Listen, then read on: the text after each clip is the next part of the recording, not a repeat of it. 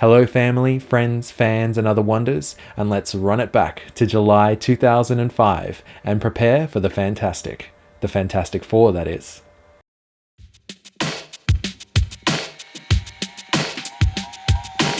Welcome to Run It Back, where we will review films and TV series that I know that I've seen that came out a little while ago and thought it would be interesting to run it back and see how they hold up in 2025. With the Fantastic Four First Steps film coming out in July later this year, I thought we would run it back to July 2005 and see if the Fantastic Four is still fantastic in 2025. Fantastic Four was directed by Tim Story from a script by Mark Frost and Michael France, and stars Ewan Grufford as Reed Richards, Jessica Alba as Sue Storm, Chris Evans as Johnny Storm, Michael Chiklis as Ben Grimm, and Julian McMahon as Victor Von Doom, and was released almost 20 years ago in July of 2005 with a runtime of approximately 1 hour and 45 minutes. Fantastic Four follows the origins of Reed Richards, Sue Storm, Johnny Storm, and Ben Grimm as they learn to adapt to the new abilities that they have developed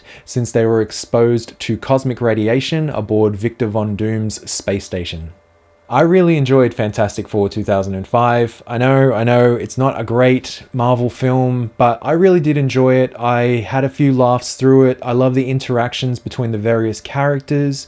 I know that one of the main big standout problems with it is the origin story for Victor Von Doom and essentially how he, developed his abilities and his intelligence. I mean, I really do like Julian McMahon in the role. I think that he does come across as sort of this menacing, egotistical character.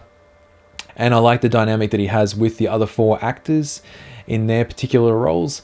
But I can understand that, when you actually look up the origins of Victor Von Doom and his backstory and how he sort of came to be, was obviously very much changed for this particular Fantastic Four film, and the way that they sort of have him having to do the underhanded things that he has to do through the course of the film, I think it sort of brings his character down a little bit. It doesn't necessarily show that he has the great intelligence to sort of not necessarily be on the same level as Reed, but not too far off of Reed. And I think that really sort of hurts the film just a little bit. I do like the performances from everyone. Even the suit that they had to develop to get Michael Chiklis into, I could sort of see it would look very uncomfortable for him.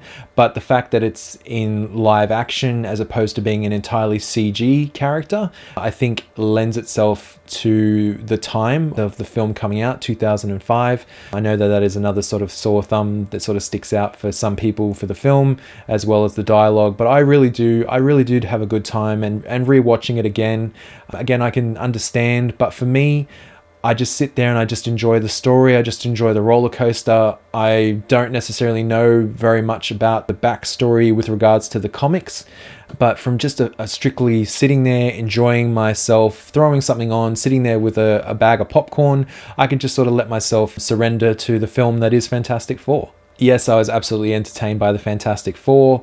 I would probably give it a 4 out of 5. Maybe a 3.5 out of 5 on the fantastic scale. As I said, I can just sort of sit there and just drift away with the characters, watch their interaction. I understand that a lot of the problems, there are some story problems, I'm not going to deny that fact.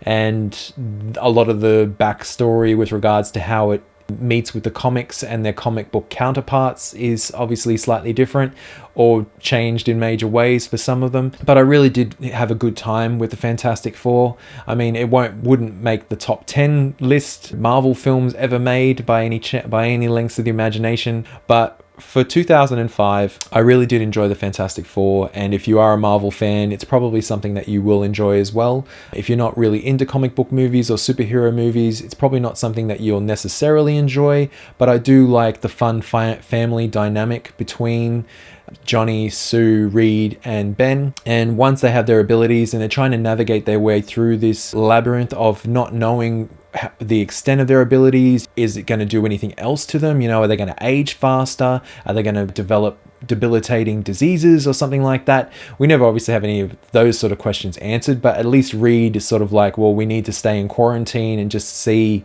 you know, what is going on with us. We don't necessarily want to infect other people because the cosmic radiation obviously has changed their DNA and has given them these abilities and these powers. But for me personally, I enjoy sitting down watching it. I enjoy sitting there with a big bucket of popcorn and just zoning out to watching the Fantastic Four. There's a tiny little mid-credit. You couldn't even necessarily call it mid-credit because it's like right at the beginning of the credits. It sort of has the title card, the end, pop up, and then we sort of just get this little scene involving Victor Von Doom and a cargo ship. But beyond that, there's no other scenes in the credits. So it's sort of like a pre-credit scene, but there's no mid-credit scenes and there are no after-credit scenes. But if you do want to pay respect to those that have made the film and the people that put in their hard work and their long hours to bring us Fantastic Four, please do have a look through the credits. So my overall rating for Fantastic Four from 2005 would be a 7 out of 10. I'm eagerly anticipating the next film of the Fantastic Four First Steps, coming out in July of 2025, so right around the corner. This is being filmed in May of 2025. I really enjoyed the film. I can understand people's problems with it. There have been other better films, but I really enjoyed it. I can sit there again and rewatch it and not have any problems with it, and not get myself too involved in the backstory of their comic book counterparts.